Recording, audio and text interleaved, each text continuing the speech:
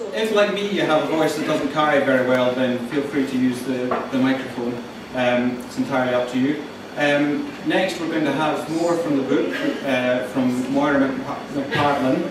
After Moira, we'll have Ian Robertson, and as we go through the evening, I'll give you advance warning before it's your turn to read. But next we have Moira McPartlin.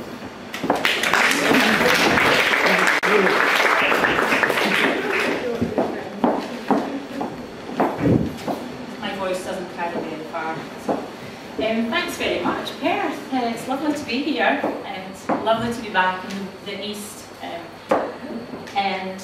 First of all, I'd like to thank Wendy for organising this. She's done a heck of a job organising this book launch, so thanks very much, Wendy.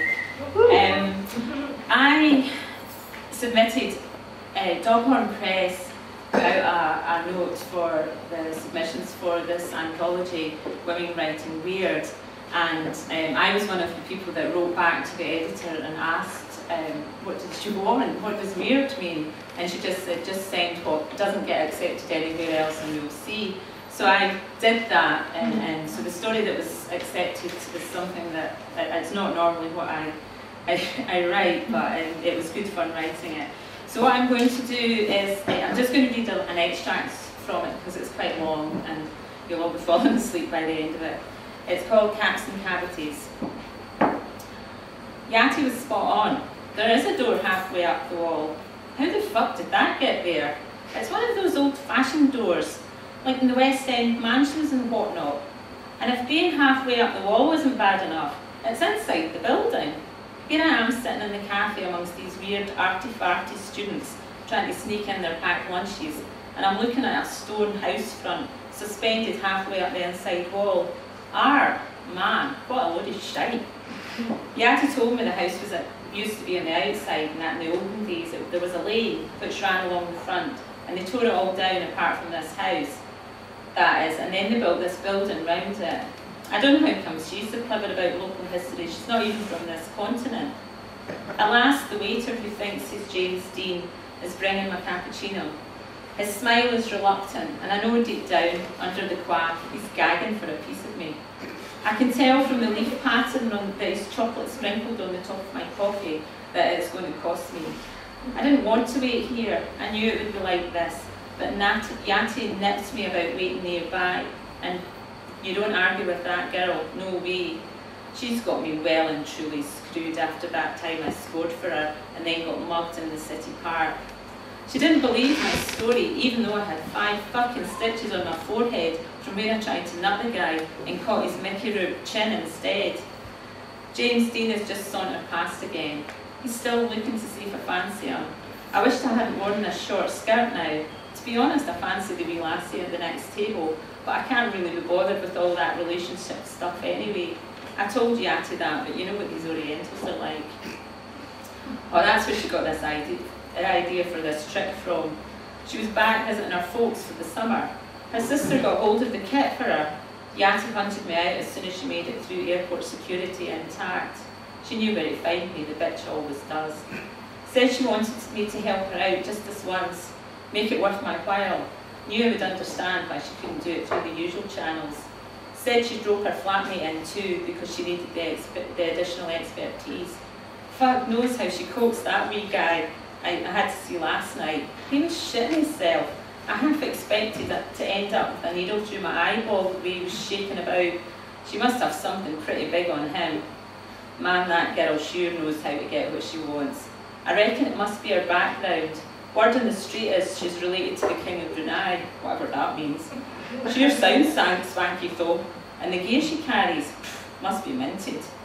That guy last night said not to drink anything too hot or cold for 24 hours. I forgot, had a swig of boiling tea this morning and my ear went apeshit.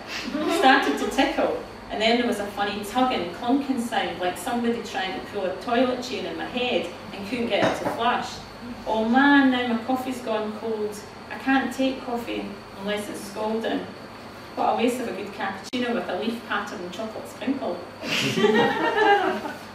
I wish she would hurry up. I'm going to shoot the craw in 2 minutes if she doesn't. I can hear clip-clop along the suspended gantry, but it's not her. It's the guy in geometric hair in a pukey lime green jumper. An art student alert buzzes my individual trend sensors. What is it about art students that make them think lime green is remotely artistic? The lime green jumper industry would have to be in dire straits if it wasn't for artists and their bouffing tastes. He doesn't seem to think there's anything wrong with the door halfway up the wall.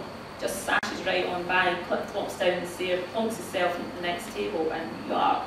The smell of his aftershave, a mixture of burger-dried clothes and bachelor uncle smell, gives me the bolt.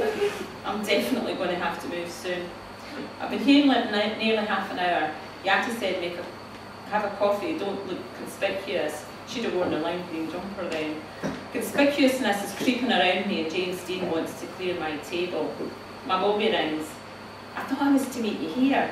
I hiss at her, trying to sound calm. Don't be silly. You can't be seen with you. Who are they? Come out the side door, look up the hill. You will see me at the top of the road. I feel my palms sweat and have a thirst in me that could choke a donkey. I give James Dean a couple of quid and leave. He doesn't say anything, just raises an eyebrow in an energetic way. Now it's my turn to clank my feet up the metal steps, along the gantry, past the stupid door halfway up the wall and out the side entrance. And then I totally get it. I totally get the door thing, all about the lane and the mansion. Man, I can practically see the carriage drawn up the steps to pick up the master. As instructed, I look up the hill and there she is. I'm ashamed to admit I'm pleased to see the cow, but I am. The phone rings again. She sounds breathless, like she's climbed from the bottom. In the gutter is a McDonald's cup. She puts on her secret agent voice, picks it up, and inside you'll find a has. The theme to Mission Impossible hums in my head. The cup leaks. The bitch hasn't emptied it first. Individual tracks of Fanta race down the hill until they run out. I pick it up, ping the lid, and inside is a plastic card on a blue lanyard. It's my ugly mug that smiles back from the card, but the name is Cindy Burke. Cindy, for Christ's sake, who thought of that? Despite it being sticky and wet, I hang it around my neck. Here she is again, flip the phone. Come up the hill and in through the back door. I'll take care of the security guard. I didn't ask what taxi she'll use for that. The hill is steep and I feel the breeze coming before I reach the end. First building. Man, what a relief to hit the top. I head for the back door of the hospital, which sits a couple of 100 yards away from the junction.